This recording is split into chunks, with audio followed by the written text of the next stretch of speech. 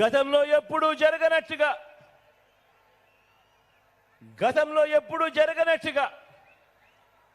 ఏకంగా 2,70,000 కోట్ల రూపాయలు. మరోసారి చెప్తా ఉన్నాను, ఏకంగా 2,70,000 కోట్ల రూపాయలు.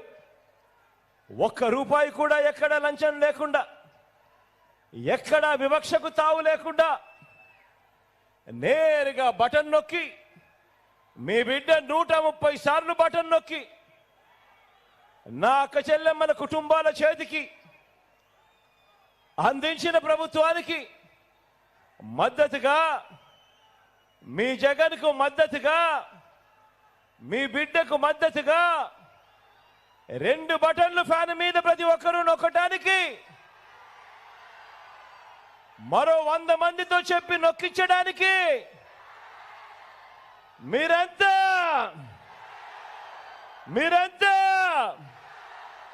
సిద్ధమేనా అని అడుగుతా ఉన్నాను. ఈసారి జరగబోతా ఉన్న ఎన్నికలు ఈ కురుక్షేత్ర యుద్ధం చంద్రబాబు మోసాలకు ప్రజలకు మధ్య జరగబోతా ఉన్న యుద్ధం. ఇది కేవలం చంద్రబాబుకు జగన్కు మధ్య జరుగుతా ఉన్న యుద్ధం కాదు. ఈ యుద్ధం ప్రజలకి చంద్రబాబు మోసాలకు మధ్య జరుగుతా ఉన్న యుద్ధం.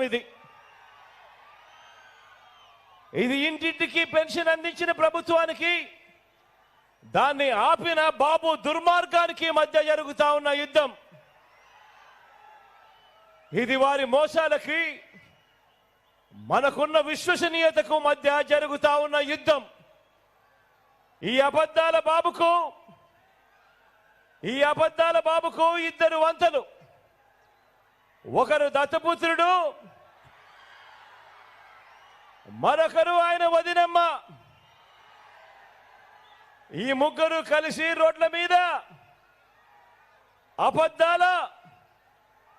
అబద్ధాలు బుర్రకథలతో చెప్పడం మొదలుపెట్టారు. బాబు మోసాల బుర్రకథను వారిద్దరూ కూడా తానా తందానా అంటూ ఈ మధ్యకాలంలో వాళ్ళందరూ కూడా రోడ్ల మీద కనిపిస్తా ఉన్నారు. ఈ సిద్ధం సభలో మీ అందరి ముందు కూడా నేను ఒకటి చెప్పదలుచుకున్నా. మీ అందరికీ తెలిసిన విషయం, మీ బిడ్డ ఏం చేశాడు, ఈ 58 నెలల పాలనలో ఏ రకంగా మీ బిడ్డ మీ జీవితాలలో మార్పులు తీసుకొచ్చాడు అని ప్రతి సందర్భంలోనూ మీ బిడ్డ ప్రతి సిద్ధం సభలోనూ చెప్పుకుంటూ వచ్చాడు. గతంలో ఎప్పుడూ కూడా జరగని విధంగా ఏ రకంగా మీ బిడ్డ మీ జీవితాలలో వెలుగులు నింపడానికి అడుగులు వేశాడు అని చెప్పుకుంటూ వచ్చాడు. ఆలోచన చేయమని చెప్పి మీ అందరితో కూడా ప్రతి అడుగులోనూ కూడా కోరుతూ వచ్చా.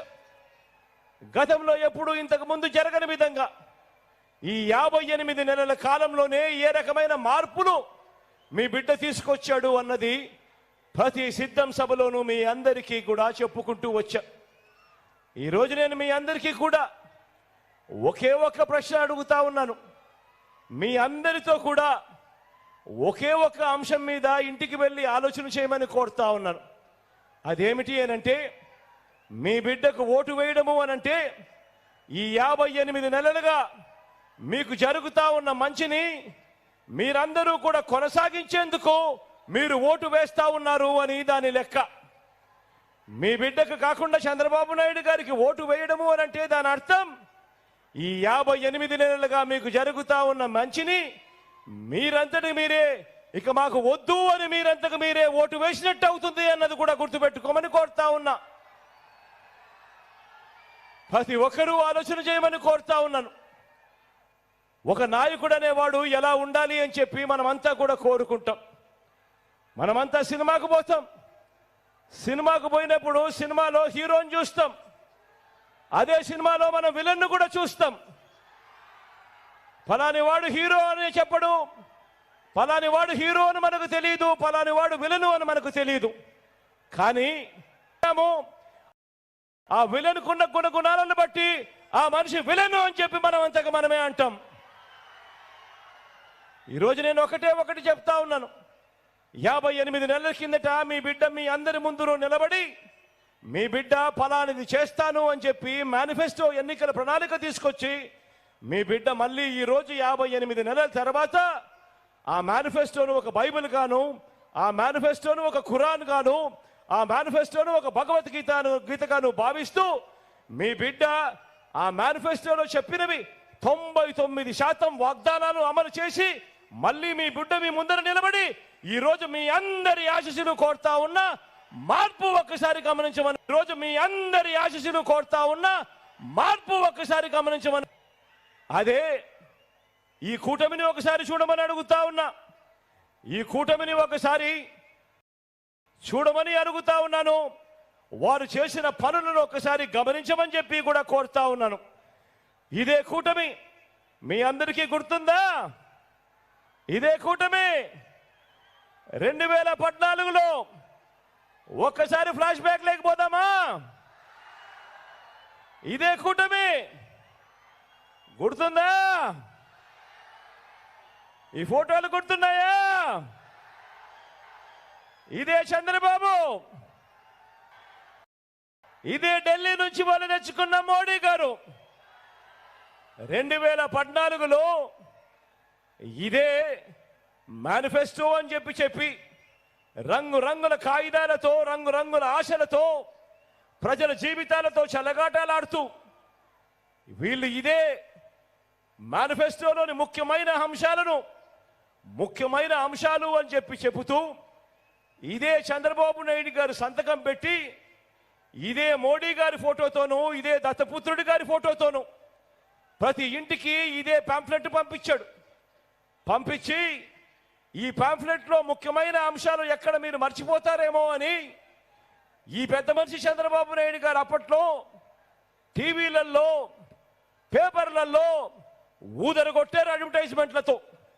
ఇదే ఈనాడులోను, ఇదే ఆంధ్రజ్యోతిలోను, ఇదే TV5లోను ఇదే వీళ్ళందరూ కూడా ఊదరగొడుతూ చెప్పిన మాటలు ఒక్కసారి గుర్తుకు తెచ్చుకుందామా? 2014లో వీళ్ళు ఏం చెప్పారో, ఏం చేశారో అన్నది ఒక్కసారి ఫ్లాష్ బ్యాక్ లేకపోదామా?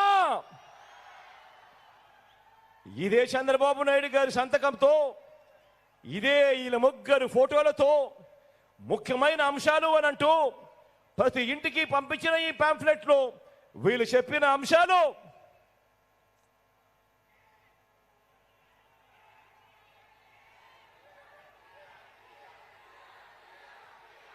రైతు రుణమాఫీపై మొదటి సంతకం చేస్తాను అని అన్నాడు. 87,612 కోట్ల రూపాయలు మన రైతన్నలకు రుణాలు మాఫీ అయ్యాయా అని అడుగుతా ఉన్నాను మిమ్మల్ని అందరినీ కూడా. నేను ఇలా రెండు చేతులు పైకెత్తాలి, ఇలా ఇలా ఇలా ఇలా ఇలా ఇలా ఇలా ఇలా ఇలా ఇలా ఇలా ఇలా ఇలా వీళ్ళు చెప్పిన ముఖ్యమైన హామీలలో రెండవ అంశం చదవమంటారా? గట్టిగా చదవమంటారా? పొదుపు సంఘాల రుణాలు పూర్తిగా రద్దు చేస్తామన్నాడు. 14,205 కోట్ల రూపాయలు